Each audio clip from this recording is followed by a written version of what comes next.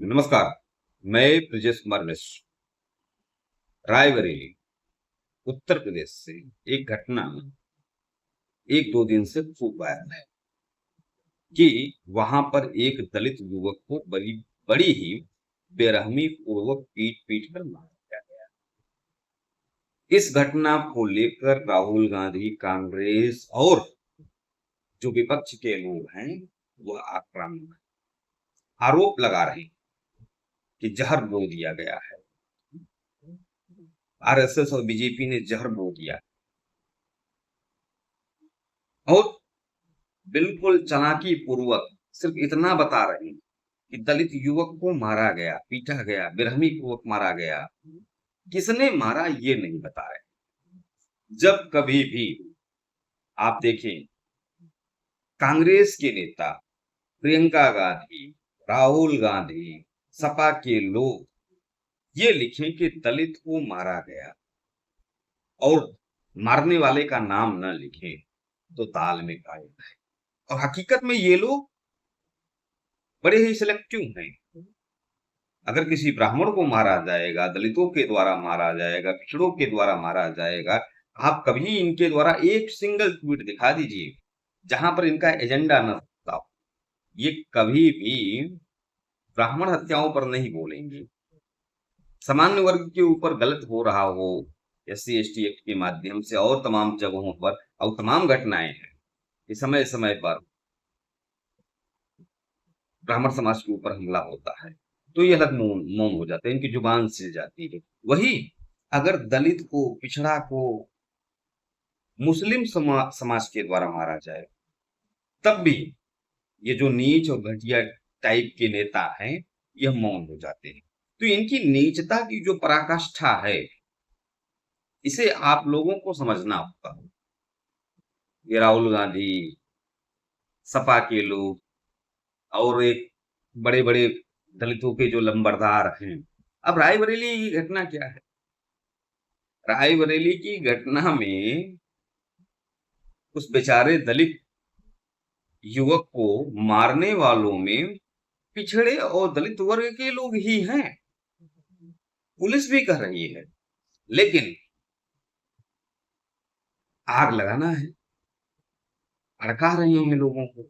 कैसे दलित समाज को अच्छा, ये लोग हकीकत में जब इस प्रकार का पोस्ट करते हैं तो ये सोच कर करते हैं कि दलित समाज का जो व्यक्ति है उसे हम किसी भी प्रकार से गुमराह कर लेंगे। और गुमराह करते आए हैं, गुमराह तो कर रहे हैं, आज भी कर रहे हैं। एक राजनीति हमारे देश के विपक्ष के द्वारा, मैं कहूं सरकार सत्ता पक्ष के द्वारा भी बहुत ज्यादा सकारात्मक राजनीति नहीं हो रही। इस राष्ट्र को आगे ले जाने की राजनीति इस समय, मतलब राजनीतिक दल है, एक सीधी सी लाइन खींच रहा हूं, अगर राजनीतिक दल है तो वह राष्ट्र का हित कैसे हो इस विषय पर कभी राजनीति नहीं करते। वो हमारी पार्टी का हित कैसे हो, हमारा हित कैसे हो, इसकी राजनीति करते हैं। प्रशासन की जिम्मेदारी बनती है कि रायबरेली वाले जो जो घटना, दुखद घटना घटी है उस मामले में जितने लोग जातीय उन्माद फैला रहे हैं, केवल ये लिखकर कि दलित को मारा गया, वो अपराधी थे और उन सभी अपराधियों को कठोर से कठोर सजा मिलनी चाहिए। लेकिन मैंने आप सबको ये भी बताया होगा कि कितना दोहरा और दोगला चरित्र है हमारे देश के राजनीतिक दलों के नेताओं का कि अगर दलित को मुसलमान मार दे तो ये चुप हो जाएंगे, अगर ब्राह्मण को दलित मार दे तब ये चुप हो जाएंगे। और कहीं दलित मारा गया और पिछड़ा और दलित समाज के ही लोग हैं तो ऐसा ये लोग माहौल बनाते हैं, ऐसा विमर्श खड़ा करते हैं कि जैसे अपराधी सामान्य वर्ग ही हो। जबकि रायबरेली वाले केस में सामान्य वर्ग कहीं भी नहीं है।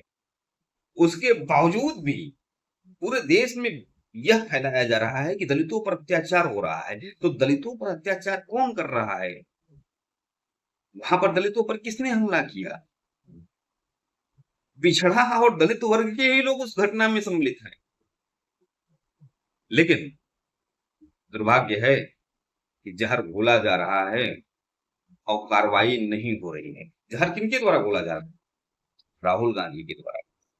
अच्छा, और राहुल गांधी और जो बड़े स्तर के नेता लोग हैं ना, इन्हें सब कुछ छूट है। ये आग लगवा दे, दंगा करा दे, आगजनी करा दे, अपने राजनीतिक फायदे के लिए कुछ भी करा दे, 100-200 लोगों की जान चली जाए इनकी आग भड़काने से, कोई फर्क नहीं पड़ता। न सरकार को फर्क पड़ता है, न प्रशासन को फर्क पड़ता है। इन नेताओं के नाक में नकेल कौन कसेगा? जनता को तो इस बात का सवाल पूछना है, लेकिन जनता को तो उसकी जाति का अफीम चटा दिया गया है। वह सही और गलत के बारे में विचार ही नहीं कर रहा है। उसे तो सिर्फ अफीम चटाया गया है, और अफीम चाट के, और जो जितने कम बुद्धिमान लोग हैं, मैं साफ साफ कह रहा हूं, उनको उतना चटाया जाए। और वो चाट के बिल्कुल जाति के नाम पर कुछ भी फैला दिया जाता है। इस देश में कभी कभी फैला दिया जाता है कि आरक्षण खत्म हो रहा है, SC ST एक्ट खत्म हो रहा है, मुसलमानों को कह दिया जाता है कि भाई तुमको देश से बाहर कर दिया जाएगा। तो इस प्रकार का अफीम चटाकर अपने राजनीतिक हितों को साध रहे हैं। तो इन अराजक तत्वों को नेता जो है, नेता प्रजाति वाला अराजक तत्व है, और हर पार्टी में ये अराजक तत्व है, इनको पहचानने की जरूरत है। गुमराह ना होइए। धन्यवाद।